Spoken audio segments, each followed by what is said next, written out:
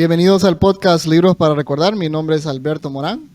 El día de hoy tendremos un nuevo libro y en esta ocasión tengo el placer de estar acompañado por Ada Pineda. Ella es una escritora hondureña y tengo el placer de que hoy me acompaña a leer un cuento. Bienvenida, Ada. Bueno, gracias Alberto. Estoy muy agradecida por este espacio y la oportunidad de interactuar con usted y con los oyentes, con las personas conectadas y que les interesa la literatura infantil, es decir, volverse niños por un momento. Así es. Ok, entonces hoy tenemos el placer de leer el cuento Corduroy. Entonces la pregunta es, y para los que no saben, Ada es la madre de Ernesto Galvez, que estuvo conmigo en el cuento anterior, ¿Dónde viven los monstruos? Hoy me acompaña la mamá. Así que bienvenida. Y quiero saber, Ada, cuando vio la portada y vio ese osito, ¿qué fue lo primero que se le vino a la mente? Bueno, un osito me familiaricé rápidamente porque mis nietos vienen a dormir a la casa y duermen con ositos de peluche. Ok, excelente. Eso nos va a ayudar. Ese dato nos va a ayudar, creo que para el Sí. final, hablar de eso. Ok, listo. Ok, entonces comenzamos la lectura. Y luego, para los que nos ven, vamos a leer el cuento primero y luego vamos a retroceder para analizar y profundizar en el cuento. Corduroy. Corduroy es un osito que en un tiempo vivió en la juguetería de una tienda grande. Día tras día esperaba junto a los otros animales y muñecas que alguien viniera y se lo llevara a casa. La tienda siempre estaba llena de gente que compraba todo tipo de cosas, pero parecía que nadie nunca deseaba comprar un osito con pantalones verdes. Luego, una mañana, una niñita se paró y miró directamente a los ojos brillantes de Corduroy. «Mira, mami», dijo, «mira, ahí está el osito que siempre he querido». «Ay, no, mi amor», su mamá se lamentó. «Ya he gastado mucho. Además, no parece nuevo. Ha perdido uno de los botones de sus tirantes». Corduroy miró con tristeza cómo se alejaban. «No sabía que había perdido un botón», dijo para sí. «Esta noche voy a ver si lo encuentro». Ya tarde esa noche, cuando todos ya se habían ido y se habían cerrado las puertas de la tienda, Corduroy bajó con cuidado de su estante y por todo el piso empezó a buscar un botón perdido. De repente sintió que el piso se movía. De pura casualidad se había parado en las escaleras automáticas y hacia arriba se fue. ¿Será esto una montaña?, se preguntó. Creo que siempre he deseado subir una montaña. Cuando llegó al piso siguiente, se desmontó de las escaleras y ahí, ante sus ojos, estaba una vista muy sorprendente. Mesas y sillas y lámparas y sofás y filas de camas. «Esto debe ser un palacio», Corduroy dijo maravillado. «Creo que siempre he deseado vivir en un palacio». Se paseó por todo el sitio admirando los muebles. «Esto debe ser una cama», dijo. «Siempre he querido dormir en una cama». Y se encaramó sobre un enorme y grueso colchón. De repente vio algo pequeño y redondo. «¡Caramba! Aquí está mi botón», gritó. Y trató de recogerlo. Pero al igual que los demás botones de un colchón, estaba firmemente amarrado. Tiró y aló con sus dos patas hasta que ¡boom!, el botón se desprendió y Corduroy se cayó del colchón. Dándose un topetazo contra una lámpara de piso grande, ¡cataplum!, cayó la lámpara. Corduroy no lo sabía, pero alguien más estaba despierto en la tienda. El guardia nocturno hacía su recorrido por el piso de arriba. Cuando oyó el ruido, bajó corriendo las escaleras. «¿Quién pudo haber hecho esto?», exclamó. «Alguien debe estar escondido por aquí». Con su linterna alumbró por arriba y por debajo de los sofás y de las demás camas hasta llegar a la cama más grande de todas. Y ahí vio 2 orejas peludas de color marrón que salían de abajo de la cubrecama. «Hola», dijo, «¿cómo has subido hasta aquí?». El guardia puso a Corduroy bajo el brazo, lo llevó a la escalera abajo y lo colocó en el estante de la juguetería junto a los otros animales y muñecas. Corduroy apenas se había despertado cuando vio a los primeros clientes entrar en la tienda en la mañana. Y ahí, mirándolo con una amplia y cariñosa sonrisa, estaba la niñita que justo había visto el día anterior. «Me llamo Lisa», dijo la niña, «y vas a ser mi propio osito. Anoche conté lo que había ahorrado en mi alcancía y mi mamá dice que puedo traerte a la casa». «¿Quieres que te lo ponga en una caja?», le preguntó la vendedora. «No, muchas gracias», contestó Lisa. Y en sus brazos se llevó a Corduroy a casa. Subió corriendo los 4 pisos de escaleras hasta el apartamento de su familia y fue derechito a su cuarto. Corduroy pestañeó. Ahí había una silla y un gavetero. Al lado de una cama de una niña estaba una camita justo del tamaño para él. El cuarto era pequeño, nada parecido al enorme palacio de la tienda. «Esto debe ser mi hogar», dijo. «Sé que siempre he querido un hogar». Lisa sentó a Corduroy en su regazo y comenzó a coserle el botón de sus pantalones. «Me gustas tal y como estás», dijo, «pero te sentirás más cómodo con tu tirante amarrado». «Seguro que tú eres una amiga», dijo Corduroy. «Siempre he deseado tener una amiga». «Yo también», dijo Lisa, y le dio un fuerte abrazo. Y el fin. Ok. Vamos entonces ahora a discutir el cuento.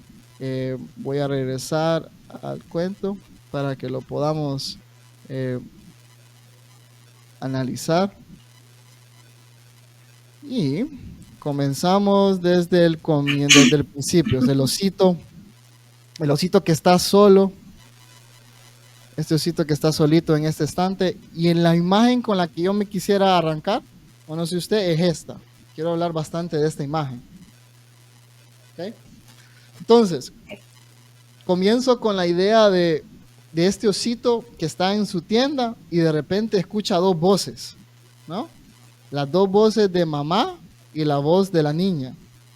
Y para mí, siento que uno tiene 2 voces también. Y esas 2 voces, en cierta parte de la vida, creo que representan como el amor y el rigor. Y para mí la mamá representa ese rigor de que no es tan bueno. El osito no es tan bueno. Pero también está la otra voz de amor, donde no, pero es lo suficiente. Y me pasa a mí en mi vida personal, donde yo cuando comencé el podcast tenía las 2 voces en mi cabeza. Alberto, pero necesitas tener esto. Es la voz del rigor, ¿verdad? La voz del rigor en mi mente. Necesitas tener esto. Todavía no está perfecto. Hace esto. Y la otra voz que trato de balancear es la voz del amor, ¿verdad? De que todo está bien, todo va a estar bien. Entonces no lo veo, no sé cómo lo ve usted, pero para mí estas 2 voces que tiene el osito son esas 2 voces que tiene uno en la mente de amor y rigor. Sí, es correcto. También puede ser la razón y la emoción, porque el niño es muy emotivo, ¿verdad? Y la madre, pues lógicamente siempre nos está llevando a una racionalidad, ¿verdad?, de las cosas. Y ahí se da una escena que me llama mucho la atención porque desde el principio el osito se vuelve un personaje humano, por decirlo así. Y ese es un recurso literario, ¿verdad?, sobre todo en la literatura infantil, que un narrador que sabe todo del personaje, de sus personajes y de su historia, le da esa característica a un objeto inanimado, ¿verdad?, que sea animado, precisamente para volver más real, más creíble la historia y más atractiva para un niño que lo lea. Sí. Dice, este peluchito habla y yo le puedo preguntar y le puedo decir y él me escucha y él va a hablar conmigo. Creo yo que ese momento claro, en ese momento no estaba hablando el peluchito, solo estaba pensando, ¿verdad? Estaba escuchando, Solo sí. estaba pensando y estaba escuchando las voces de la niña y de la Ujú, mamá. Pero ya él se fue formando toda una idea en ese personaje. sí.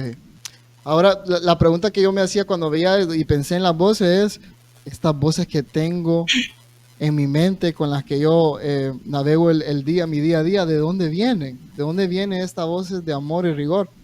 Entonces, eh, parte para mí la respuesta es, esa voz es de parte de nuestra crianza, ¿verdad? De la voz de mamá o papá, que uno es amor y el otro es rigor, o uno es más razón y otro es más emoción. Sí, Entonces, lo que quisiera reflexionar aquí es que, ¿qué pasa si uno no, por ejemplo, qué pasa en un hogar donde solo de una madre soltera o un padre soltero?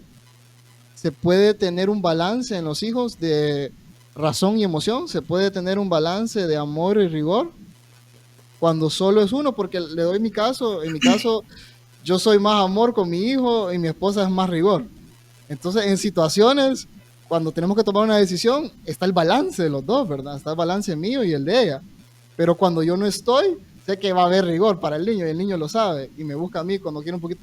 O en ocasiones mi esposa me dice, mira, hoy estoy cansado, mira vos con el niño.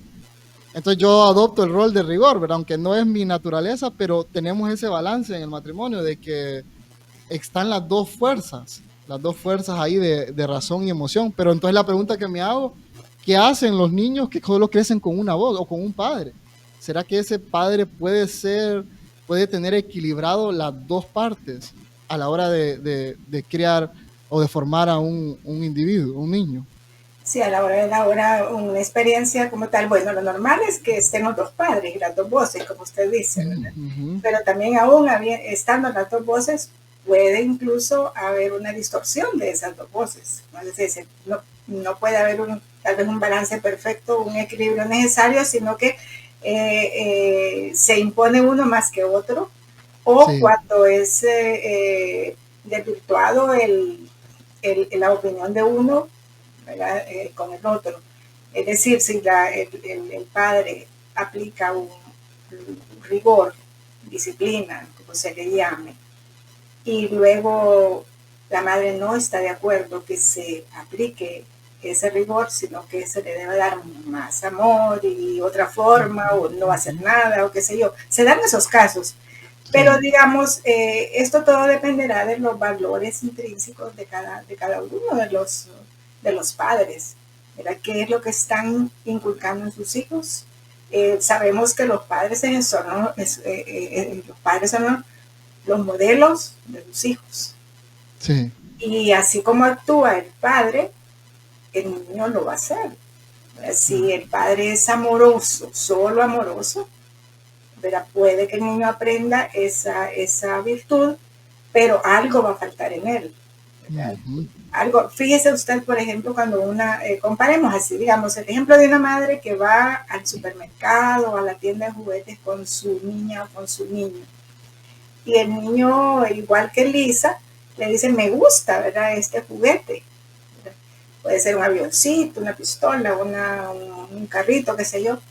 Y entonces viene la madre y actúa como la mamá de Lisa y le dice, hoy no puedo, no ujú, tengo suficiente dinero. Pero el niño empieza a llorar, el niño empieza a ser rabieta.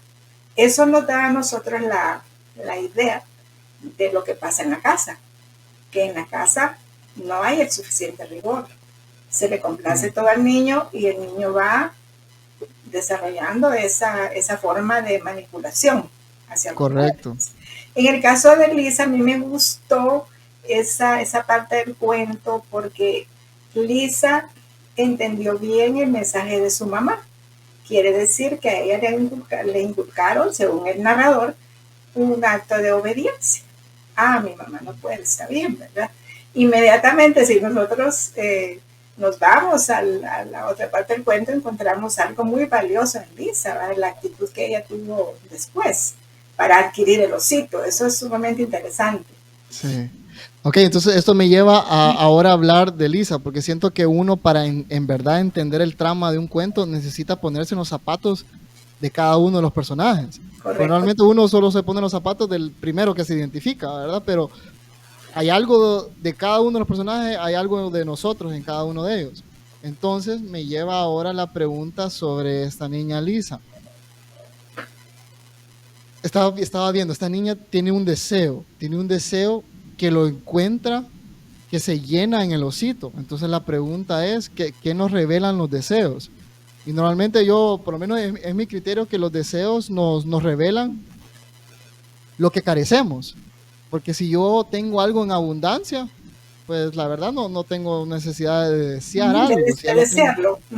desearlo. Entonces la pregunta que me hago es, ¿qué carencia tenía la niña que él se llena en el osito? Entonces el osito, ¿qué podía representar para esa niña? Eh, Normalmente, como usted me decía al comienzo, los ositos están al lado de nuestra cama, nos hacen compañía. Entonces, para mí, este osito, voy a hacer un salto grande de interpretación porque yo creo que la niña de repente va a ser hija única. Ah, eso pensé yo Sí, también, que ella, el vacío, pues es la falta de un hermanito o hermanita. compañía, correcto. Entonces, Compañía. ese osito es la compañía. Yo lo veo con mi hijo porque yo tengo, bueno, mi hijo es hijo único en este momento. Y él más que un juguete nuevo, más que algo brilloso, más que todo eso, lo que desea es tener un otro Hermanita. compañero, otro compañerito o hermanito con quien compartir el juguete. Aunque sea un juguete ya que ya tiene su tiempo, ya se ha usado, pero es más en él el valor intrínseco de tener con quien compartir, que creo que es lo que buscaba Lisa, ¿verdad? Mire, yo tuve la experiencia maravillosa como madre de tener dos ositas y dos ositos. Y Wow. realmente las dos niñas fueron seguidas, la mayor y luego los dos varones seguidos. Ujú. Entonces, cuando yo tuve mis dos niñas, encantada, yo las vestía igual, las miraba como muñequitas y ellas jugaban, tenían sus propios intereses, sus propios gustos y siempre juntas hasta hoy día que ya son adultas y son madres también. Y luego, el Señor me regaló mi varón que es Ernesto, el mayor, Ujú. y entonces cuando se dio el tiempo de que Ernesto quería jugar, él jugaba con su hermanita, pero como que no le gustaba mucho, ¿verdad? Ajá. Porque a él le fascinaron los carros desde chiquitito y a las niñas no mucho, ¿verdad? Pero él se adaptaba. Sin embargo, cuando yo decidí tener mi cuarto y último hijo, yo le decía, yo necesito otro varón para que Ernestito tenga su hermanito. Y Sí. justo eso pasó, así que yo creo que mis hijos tuvieron esa relación de compañía de su hermanito y su hermanita, ¿verdad? A tiempo, porque no se lleva mucha diferencia de edad, entonces ellos pudieron compartir gustos y preferencias desde muy niños. Perfecto, perfecto. Uh-huh. Ok, entonces ahora sigamos y vamos con esta imagen, bueno, más con esta, que el osito dice, no sabía que había perdido un botón. Entonces aquí para mí es como un despertar de conciencia, ¿verdad? Como si es darme cuenta en la historia de Adán y Eva, darme cuenta que estoy desnudo. No sabía que me hacía falta un botón. Entonces aquí la pregunta que me hago yo es, porque aquí creo que es una transición, un despertar. La conciencia nos hace ver a los demás, pero también nos hace ver a nosotros mismos y nos hace ver las carencias que tengo. Las carencias. Entonces, la pregunta es, o haces el trabajo interno de conocerte y identificar tus carencias, o alguien más, o la vida misma te las va, te las va a poner aquí en una gran pancarta. Tenés estas carencias. Entonces, esa siento que para mí es la pregunta, ¿qué debe de hacer uno? Porque uno no está totalmente formado, ¿no? Hay ciertas cosas que yo necesito mejorar en mi vida. O me las identifico yo solo, o tengo que esperar que la vida me diga, o que alguien más me las señale.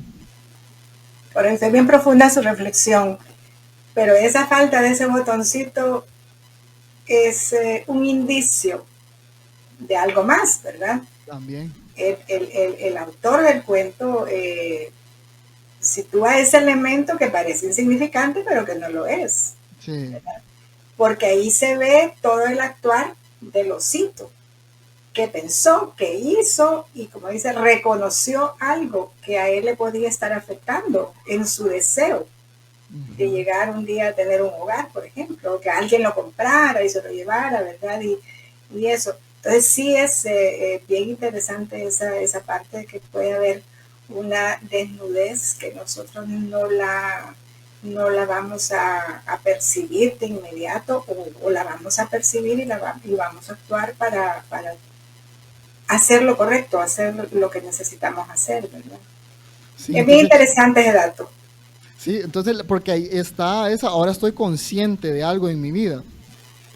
Entonces tengo que cambiar. Entonces, ¿qué es lo que normalmente hace cuando yo me acuerdo que yo cuando estaba un poquito más joven, decía yo, entonces, ok, sentía ya este vacío que con el tiempo descubrí que era un vacío espiritual, pero lo decidí llenar con, no, tengo que viajar, tengo que comprar cosas, tengo que vivir esta vida de que ahora lo miro superficial, ¿verdad? Ahora lo que trataba de llenar eran con cosas superficiales, Sí. que es lo que siento que es el camino, la travesía que va a llevar el osito de aquí en adelante. Sí. Entonces, qué importante reconocer ese despertar de conciencia para decirnos que en verdad qué es lo que deberíamos de buscar, que es Y donde el que, osito, ajá, dígame. sí, ¿no? Y que por ejemplo, eh, eh, funciona como una prueba para accionar, ¿verdad? Porque Mm, ¿qué hubiera pasado si, me falta un botoncito, pero no, así me van a hacer, a quien yo le guste, así me va a comprar. No, él eh, quiso mejorar, quiso atenderse a sí mismo esa necesidad que vio en ese momento. Le falta un botoncito. Entonces, inmediatamente él tuvo una idea y empezó la acción, ¿verdad? O sea que realmente él sí era muy fuerte su deseo de poder cambiar.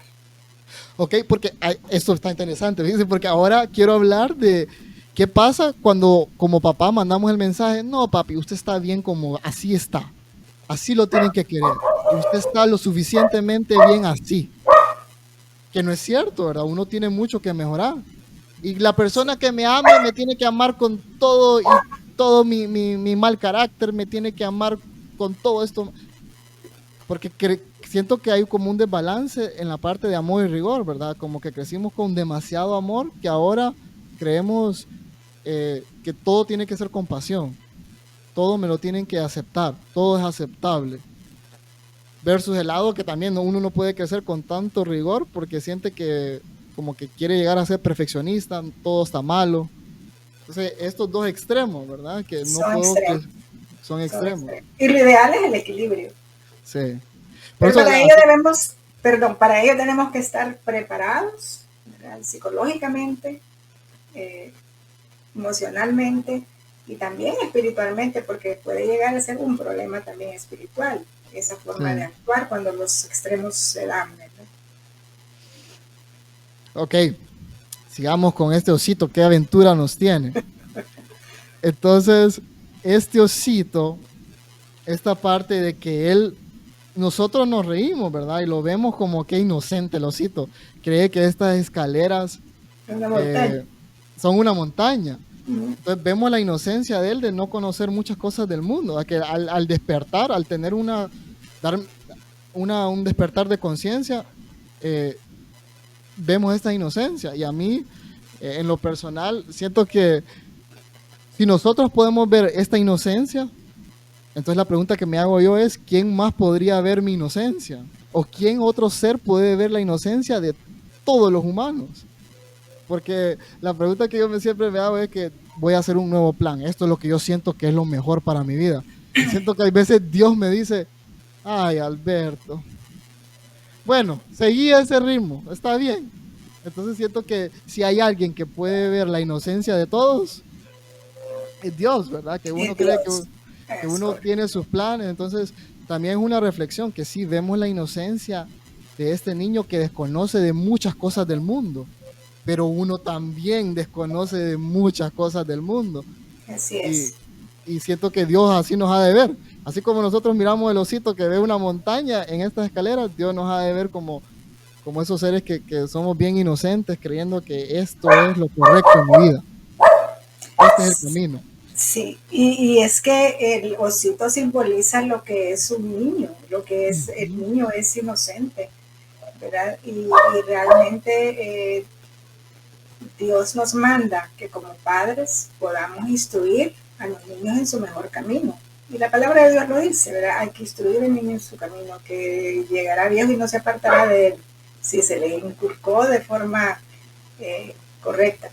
Entonces, el osito simboliza esa inocencia del niño, ¿verdad? Y también la oportunidad de la prueba, ¿verdad? Que la ujú, prueba sí podemos considerarla como obstáculo, porque él tuvo obstáculos en ese camino que tomó, ¿verdad? Pero que fue la prueba de su capacidad de darse cuenta de lo que él era capaz, ¿verdad? Y eso es bueno para, incluso para un niño y para los adultos, ¿verdad? Darnos cuenta que todos tenemos pruebas en la vida, llámele obstáculo, llámele algún problema, qué sé yo, pero son pruebas al final que Dios nos pone para que nosotros aprendamos ujú. a conocer nuestras capacidades, a conocer nuestra dependencia de Él, que es nuestro creador, y que Él nos conoce, como usted dijo, nos conoce a perfección porque nos creó, y podemos tomar la prueba como un problema que nos va a orientar por un camino malo o a orientar por un camino bueno, que es cuando se considera la prueba como una oportunidad de salir bien, salir adelante. Y yo veo eso en el osito, esa es la actitud correcta. Correcto, él se dio, se prestó a hacer la travesía de la aventura, ¿verdad? Tuvo el llamado de la aventura y lo aceptó. Y aquí voy. Ahora el detalle está que en este llamado de la aventura hay ciertas tentaciones. Sí, desde Entonces luego. uno creería que la aspiración, la cúspide es este mundo material. No sabía que habían tantas Las cosas. sofás, muebles. De repente esto es un hogar, dice. Siempre he querido tener un palacio. Entonces, esa pregunta que se hace uno, ¿verdad? Que uno de repente pasa, y yo siento que yo en mis 20 sí sentía que lo material, ahí está. Esto es el punto de orientarme en mi vida, es la obtención de lo material. Más sin embargo, la vida siempre tiene, tiene estos momentos de prueba que dice usted que nos van enseñando a a buscar otras formas, pero es parte, creo que todos experimentamos eso, no, no sé cómo lo ve usted. Sí, es parte de nuestra naturaleza humana, ¿verdad? El desear cosas, nos gusta la comodidad material, ¿verdad? A quien no, pero todo tiene su límite. Sí. Y aquí vemos el osito tomar algo. Ah, pero esto es mío. ¿Te parece algo que es mío? Y a raíz de eso viene este incidente, ¿verdad? Donde él eh, bota la lámpara y alguien más lo escucha. Alguien más lo escucha. Y quiero centrarme que para mí en este cuento, el héroe de esta historia, el héroe silencioso es el guardia. Y, y cuando yo lo miraba al guardia, y no sé, porque como trato de atar estas muchas cosas a mis creencias, me acuerdo de chiquito que mi papá siempre me decían, Alberto, cuando usted se sienta, tenga miedo, usted tiene un ángel de la guardia. Hable con su ángel de la guardia.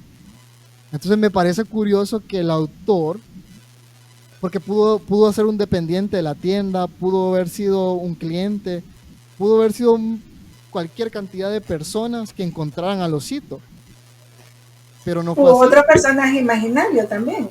correcto, pero el autor decidió que fuese un guardia. Ujú.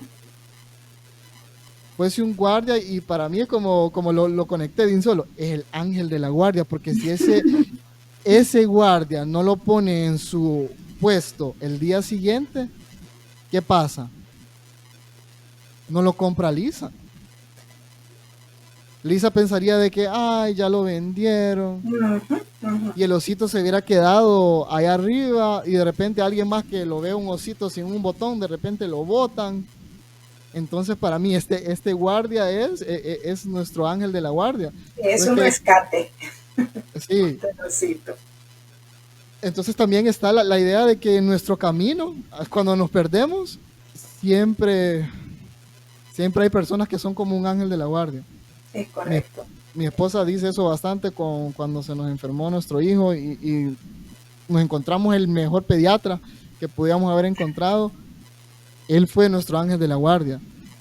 Entonces, también está la idea de que uno se puede convertir en el ángel de la guardia de alguien más. Correcto, sí, así es. Entonces, no solamente tenemos personas que entran a nuestra vida y se convierten en como un milagro, como un ángel de la guardia, pero también nosotros, el llamado es, vos también tenés ese poder. Vos también Sí, te puedes eso convertir en un es ángel. como llevar a la acción el verso bíblico que dice que amemos a nuestro prójimo.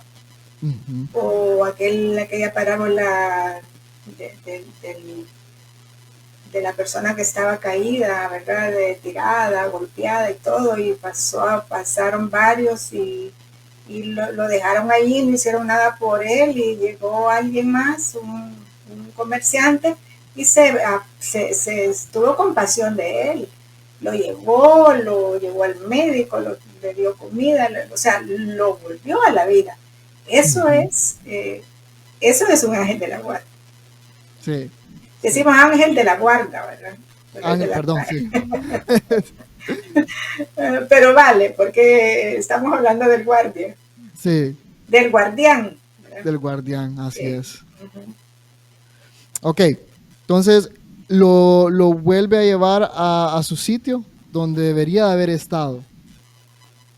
Ok, entonces viene el día siguiente y Lisa está dispuesta a ahorrar. Entonces también nos revela cómo es el carácter de esta niña, ¿verdad? Que no solamente fue obediente, pero, Amorosa. pero también tiene como el hábito del ahorro. O sea, que nos revela. Eso me llamó mucho la atención porque dice que ese es un mensaje muy sublime para los niños. Sí, Que habla de una alcancía donde ella tenía el dinero y que lo iba a contar para ver si lo completaba y tenía su osito. Al final así fue, ¿verdad?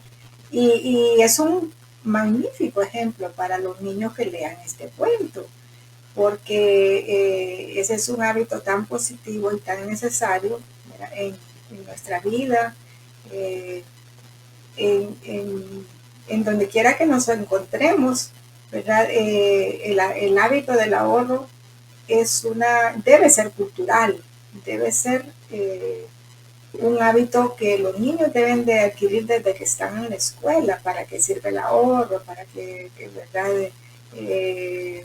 Pues esto no solo se complació ella su deseo, sino también le ayudó de alguna manera a su madre, ¿verdad? A no correcto. gastar ese dinero, sino a usar el que ella tenía. Muy bonito esa parte del cuento. Sí, porque al final uno siente que uno ahorra y no sabe el sentido, pero aquí ella le dio un sentido al ahorro. No solamente ahorrar por ahorrar, sino que había algo que estaba apuntando, una meta. Que cuando se presente la oportunidad, por lo menos estoy listo. Tenía Eso, eso, sí, estaba listo. Entonces, es, ese hábito fundamental para la vida, porque cuando se presentan esas oportunidades las podemos aprovechar. Ok, se nos aconseja a los adultos, ¿verdad? Que siempre sí, tengamos un fondo ahí, un fondo de emergencia, un fondo, ¿verdad? Que en algún momento pues nos va a servir en la vida. ok. Ahora Lisa ya toma toma el cuento y me llegó a esta imagen que no sé, me hago la pregunta, ¿por qué el autor decidió incluir esta imagen? Porque puede ser que la niña lo compró y se fue a su apartamento, pero el autor decidió agregar esta imagen. ¿Por qué? Y en esta imagen habla de que la dependiente, la vendedora, quería poner al osito en una caja. Es decir, lo queríamos, vos sos esto es lo que vos sos, aquí vas. Pero Lisa dijo, no, mi osito no pertenece a una caja. Es decir, vos no sos cualquier osito feo, todo el mundo te etiqueta así y vos no perteneces en una caja. Entonces la fuerza de cuando la persona sabe lo que quiere y encuentra y es capaz de manifestar ese amor, ya no están estas restricciones, ¿verdad? Estas etiquetas. Se ve mucho más allá. Porque no entiendo, porque la historia puede seguir el mismo trama, pero el autor agregó esta imagen de la vendedora queriendo ponerlo en una caja. ¿Por qué haría eso el autor? Bueno, recordemos desde el principio que el osito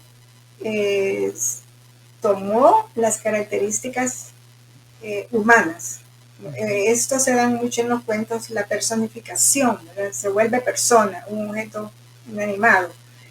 Y definitivamente así lo tomó Lisa, como alguien, un ser vivo, un ser vivo con valor. Y ese es el acto de amor que se ve en esa escena, ¿verdad? Y la cajera tenía el concepto diferente, que era un objeto. Pero correcto. Lisa no pensó así. Sí. Entonces es bien interesante cómo el autor sutilmente nos agrega a estas escenas que para efectos de entender el cuento la pudiéramos obviar, pero no, insistió, tengo que decir esto. Que cuando se encuentra la pareja no necesariamente ya es etiquetada para siempre. Es encontrar esa otra parte de uno, ¿verdad? Entonces la niña... El calor humano que ella le brinda. Y que tanto él deseaba, ¿verdad? Porque si él tenía ese deseo de tener una amiga, ¿verdad? Y Lisa también, recordemos el punto del vacío de Lisa, ¿verdad? El hecho de querer llevarlo ahí, ella se sentía bien, era lo que ella deseaba. Y el osito también, por su parte, él tenía ese deseo de que alguien al desear ser comprado, quería que alguien lo amara. Uh-huh. Y convertirse en una persona feliz al lado de alguien que lo iba a amar también y tener un hogar. Ese concepto también es muy importante, el concepto de familia. Uh-huh. Ok, entonces ya le tenía su habitación preparada, su lugar, su camita. Y al final, esta es la parte interesante, que el autor decide que la niña Lisa le tiene que poner el botón al final. Sí. ¿Por qué será importante que Lisa le tenga que poner ese botón? Es importante porque se completa el cuadro del deseo del osito, de verse bien, de ser atendido. Ahí se maneja también el que en un hogar la imagen maternal de la niña es importante, porque ¿qué es lo que debe hacer la madre con sus hijos? El padre también, ¿verdad? Atenderlo, cuidarlo, mimarlo, y eso es lo que Lisa hace. Entonces es lo que se debe vivir en la normalidad, en una familia, en un hogar. Sí. Yo cuando lo vi sentí que se pone en balance estas dos fuerzas de amor y rigor. Sí. Primero lo aceptó, primero le mostró amor, te quiero así como estás, mas sin embargo necesito que vos te exijas de vos mismo, necesitas tener un botón para tu propio bien, entonces necesitas un poquito de rigor, así como la mamá era rigor, no, ese osito no sirve porque le hace falta un botón, era muy rigurosa, ¿verdad? Sí. Entonces, pero al final nos dice, para mí el autor nos dice, pero necesitas un poquito de rigor, porque hay cosas que vos necesitas mejorar. Entonces nos muestra que uno, papá, primero acepte, ame a su hijo como es, pero siempre, como dicen que Dios, la justicia de Dios es una mano de amor y la otra... Así es. Entonces aquí se ve las dos fuerzas encontradas, donde hay cosas que necesitan mejorar. Y aquí Lisa primero lo aceptó y luego le brindó ese apoyo para que pudiera mejorar en un ambiente ya más apto, más fértil para que él pueda Sí. crecer. Con esta imagen se me viene a la mente la idea, por ejemplo, de cuando los niños andan sueltos los cordones de los zapatos. Uh-huh. Y ellos tranquilos, andan sueltos los cordones y caminan y a veces hasta se caen porque andan sueltos los cordones. Uh-huh. Pero ¿qué pasa si la mamá no lo llama y le dice, o le amarra a él los cordones o le enseña a él a amarrarlos, ¿verdad? A valerse por sí mismo? Porque sabe que si los anda sueltos se va a caer y se va a golpear. Entonces, sí, algo así, ¿verdad? La lección de Lisa con el osito. Sí.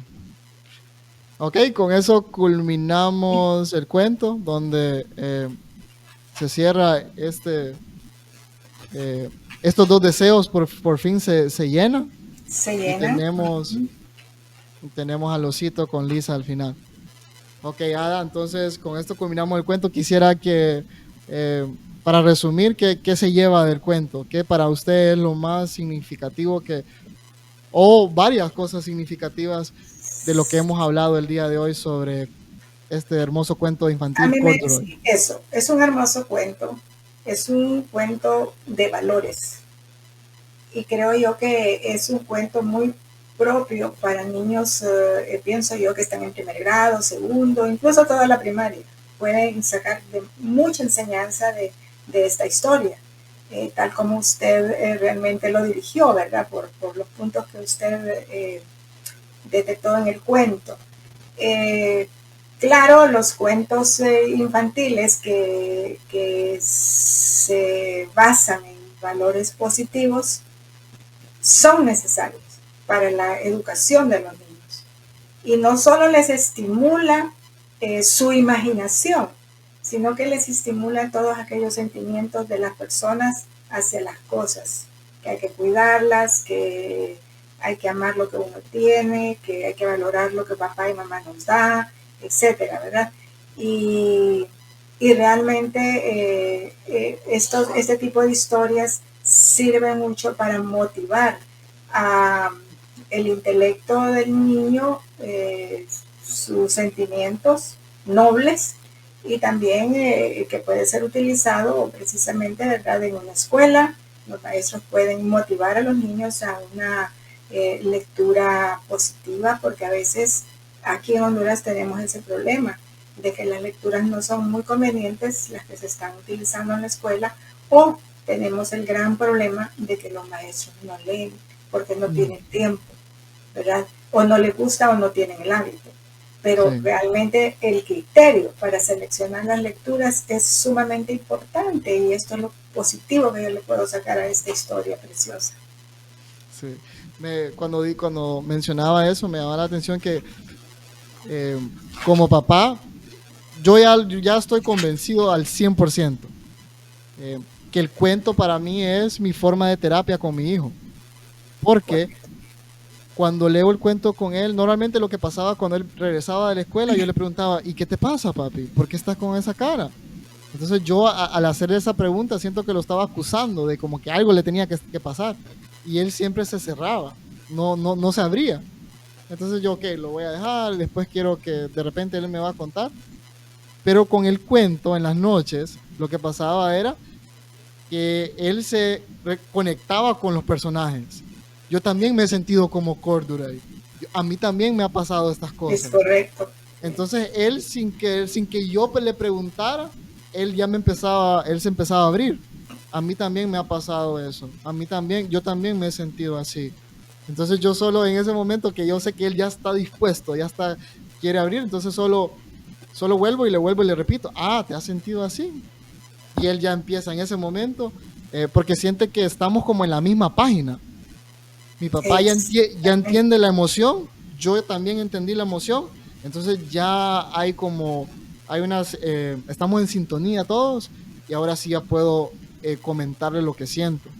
Que es un caso contrario al comienzo, cuando lo recogía, cuando venía hacia mí al final de la escuela, que las emociones estamos en diferentes niveles. Él estaba triste, yo estaba alegre, pero ¿qué te pasa, papi?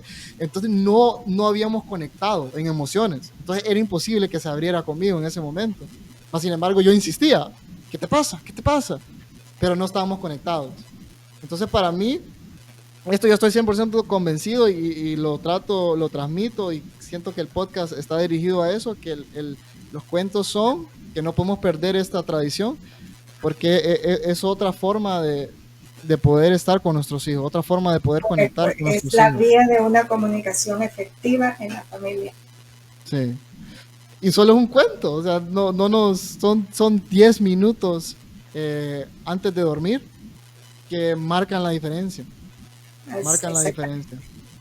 Qué bueno, ha sido muy interesante toda su participación, su interpretación de la historia y también ha sido una experiencia muy bonita para mí. Le agradezco a usted la oportunidad de permitirse un jueves en la noche. La tomé, le saqué el tiempo de no estar con su hijo Ernesto, pero podemos compartir ese momento y se lo agradezco. Bueno, le agradezco públicamente a mi hijo también, porque él fue el de la idea, no sé cómo él nos conectó y ha sido sumamente agradable conocerlo y saber que usted está haciendo una labor exquisita con la literatura infantil. Gracias, se lo agradezco. Bueno, entonces ahora quiero que nos hable un poquito más de ese lado profesional suyo. ¿Tenemos tiempo, Alberto? Sí, que quiero que nos comente para las personas que nos escuchan, que quiero conocer un poquito más de Ada. Yo les mencioné al comienzo que usted era escritora y también ahora le encanta la poesía. Entonces no sé si nos puede comentar un poquito de eso. Sí. Antes de hablarle de la poesía, quiero contarle algo de un libro inédito que tengo que se llama Osadías Menores y otros relatos. Son 14 historias, que las 7 primeras son cuentos más para adultos, pero las otras 7 son más dirigidos a temas que les puede interesar a los niños, digamos de primaria, ¿verdad? Sí, por ejemplo, basado en experiencias que yo he vivido en mi vida y que las relaciono con la etapa de mi infancia, sobre todo de mi infancia. Y tengo un cuento así rápidamente que es con relación a una fobia que yo tenía de niña. Era un pánico a los gusanos, a cualquier gusano, pero era un pánico. Mi papá tenía en el patio un árbol de guayaba y a mí me gustaban mucho las guayabas y a veces me subía y alcanzaba la guayaba, ¿verdad? Pero una vez yo me iba subiendo y en la rama del árbol miré que estaba completamente llena de unos gusanitos blancos, que son inofensivos, pero que yo les tenía pánico. Así, y me he tirado desde donde yo estaba subida en el árbol, y me fracturé un dedito. Entonces yo cuento esa historia, ¿verdad? Pero así como ¿qué pasó, verdad? Con el miedo al gusano, ¿verdad? Los gusanos. Y mi papá me hizo una broma tremenda, como quien dice, a esta niña, fíjese, ¿verdad? Que fue algo de rigor y amor también, pero... ¿Qué edad tenía, perdón? Tenía como 8 años, algo así. Okay, perdón, y sí. Entonces mi papá, vivíamos muy cerca de un cafetal, y mi papá traía en una hoja de café un gusano enorme, un verde con espinas y todo, que yo... Y él lo traía así en la parte de atrás y me dice, mira hija, te traigo un regalo. Y me lo ha puesto en la mano, el animal es. Yo creo que yo me pudo dar un infarto, pero yo salí volando de la casa, crucé la calle, me fui a la casa de la vecina, yo no sé, no había muchos carros, pero era peligroso. Pero mire, y después yo me enojé tanto con mi papá, pero él me dijo, mira hija, es que los gusanos no hacen daño, vos tenés que aprender a respetar a los animales que también tienen derecho a vivir. A este gusano le gusta comer hojas de café, sí. Entonces no te va a hacer daño. Pero fue un llanto terrible que a él le costó consolarme, pero fue una experiencia tremenda, ¿verdad? Y eso yo lo cuento. Sí, porque como usted dice, la parte de rigor, ahí estaba, puedes trascender, esta fobia la puedes trascender. No tienes que quedarte. Y ahora lo que me llama a mí la atención es esto, cómo se logra manifestar en su vida ya adulta. Tiene todavía, hay un hilo todavía. Definitivamente la superé. Ah, ok. Superé ¿Cómo la esa superó? fobia. Pues dándome cuenta que son animalitos inofensivos, ¿verdad? Y que también tienen el derecho a vivir en la naturaleza. Eso, lo que acaba de decir, creo que es crucial, que es exponer, el mensaje aquí, entre líneas, es exponete a lo que te da miedo. Es correcto. Solo de esa forma te vas a hacer más valiente. El miedo, los miedos siempre van a estar, pero si te expones a ello, el resultado es que del otro lado de la moneda es que vas a ser más valiente. Bueno, y Entonces el creo miedo es que natural, ¿verdad? Porque uno sabe que sí, sí, hay animales y todo que le van a hacer daño, entonces uno tiene que cuidarse de ellos. sí. Pero la forma como lo superó es acercándosele. No fue que Sí. usted se apartó de ya de los. Y eso es lo que Mm, creo que su papá quería lograr. sí, Acércate correcto. a esto que te da miedo. Que es el mensaje en la vida, ¿verdad? Que muchas veces uno eh, se aleja de las cosas que tiene miedo Sí. y no sabe todo lo. Por ejemplo, en mi podcast, ¿será que lo hago? Me da miedo de que no vaya a salir bien o que esto, y para nada. Ahora estoy más comprometido que nunca en grabarlos. Sí, no, y tengo un cuento de mi perrito, de Toby. Ajá. Toby es un regalo, así se llama el cuento. Y la verdad es que es una historia. El perrito desde un mes de nacido, ahora tiene 10 años. Y yo cuento la historia de Toby porque yo no aceptaba perros en mi casa. ¿Por Pero qué es un regalo? porque fue regalo. Fue un Ah, ok, regalo fue que un regalo. nos trajo un amigo. Y yo no quería perros en mi casa. Por aquello del sucio, del cuidado, todo eso. Y no, yo llegué a amar al perrito y mis hijos cuentan esa historia porque convencer a mi mamá para que tuviera un perrito fue toda una odisea, pero Sí. lo lograron. Bueno, mire que creo que todos nos podemos conectar con esas historias. Excelente, Ana. Sí. Bueno, Ana, no sé si quien nos quiere antes para terminar ya Ya para esta terminar, noche. sí, Alberto, No sé muchas si nos quiere gracias. contar tal vez algo más que nos quisiera mostrar. Excelente.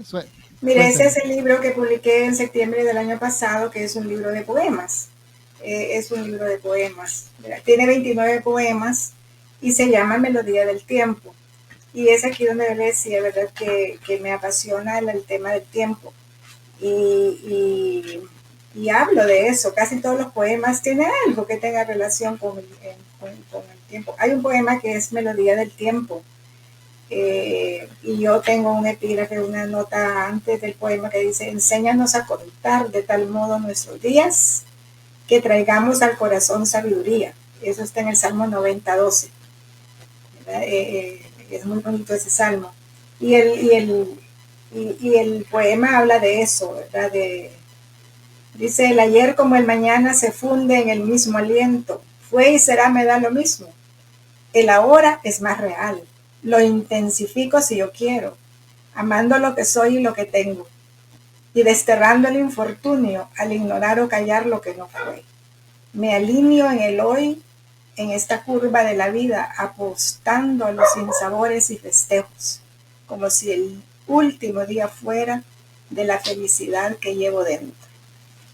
Entonces todo tiene relación con el tiempo y luego esta obra que es la que me ha catapultado para que la gente diga que yo soy una escritora. Realmente este libro es una antología, ¿verdad? Que yo recopilé en 10 años, entre 1988 y 1988 al 98, 10 años. Fue una investigación sobre 37 escritoras hondureñas que venían escribiendo poesía desde el inicio, desde la primera en 1865.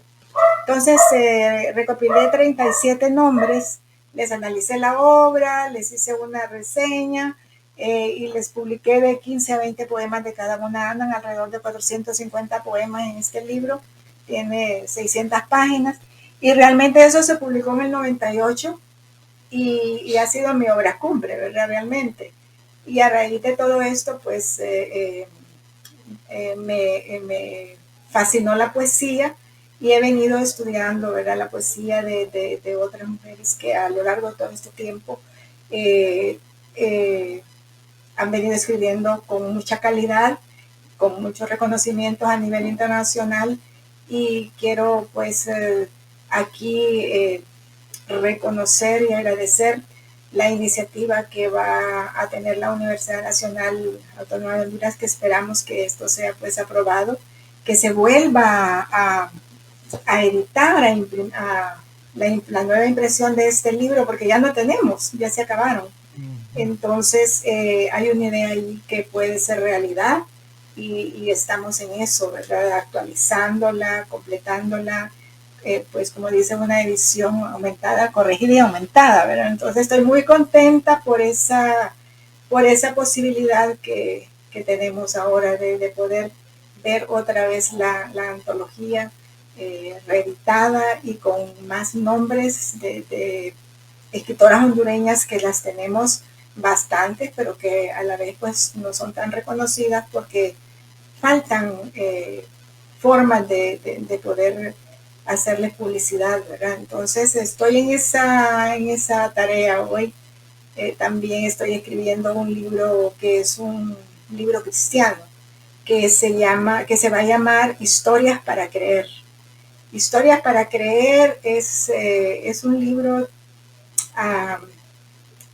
con temas bíblicos, con testimonios de mujeres hondureñas y de otros países que aceptaron ofrecer su testimonio para poder servir, ganarse el corazón de otras mujeres en el mundo, ¿verdad? Porque queremos hacerlo a nivel digital, la obra. Y estoy en estas tareas de escritura que me fascinan, es parte de mi vida. Ok. Al comienzo tenía una pregunta de esta fascinación que tiene con el tiempo, ¿a qué se debe? ¿De dónde nace? Es una buena pregunta porque nadie me la ha hecho. Fíjese que realmente yo leí un libro de Antonio Machado, que es un autor español, y Antonio Machado también fue un escritor que le fascinó lo del tiempo, y me encantó una cita que él tiene, dice él, Antonio Machado dice: hoy es siempre todavía, toda la vida es ahora, y ahora es el momento de cumplir las promesas que nos hicimos, porque ayer no lo hicimos, porque mañana es tarde. Y también el hecho de aquel verso bíblico donde habla de que hay que vivir el hoy, no tenemos que afanarnos por el mañana, porque Dios es el que tiene previsto nuestro mañana. Entonces es hoy. Entonces toda esa influencia, ¿verdad? Me llamó la atención en el manejo del tiempo, ¿verdad? Y hablo por ejemplo, de que es la vejez, hablo de amor en todo tiempo, es un poema que se lo dedico a mi esposo. Amor en todo tiempo, tenemos 47 años de matrimonio. Y amor en todo tiempo quiere decir que desde el primer día hasta hoy, ¿verdad? Y luego tengo otro que se relaciona con el tiempo, que se llama, bueno, hablo de tiempo en meditación, invierno en verano, hay otros. Bueno, el silencio también es una especie de tiempo que se maneja en nuestra vida. También el silencio me llama mucho la atención, porque el silencio es un lenguaje. ¿Ha pensado en eso? El silencio es un lenguaje. Sí. Y es muy poético. Me gusta porque siempre cuando veo a alguien como un autor que agarra un tema y lo profundiza, me llama la atención, porque sé que ha como batallado con esa idea y ha encontrado o ha visto algo que los demás no es tan evidente para los demás. ¿Le gusta la poesía? Sí, me gusta la poesía. Bueno, ahí le mandaré el libro con Ernesto. Ahí es que se lo pide a él. Muchas gracias, Ada. Muchas gracias a usted. Lastimosamente se nos ha acabado el tiempo. Espero que lo haya disfrutado tanto como yo. Muchísimo. Y pues estamos en contacto, Ada. Muchas gracias. Estamos en contacto, a la orden, Alberto. Ok, nos despedimos solo con este último mensaje y hasta la próxima.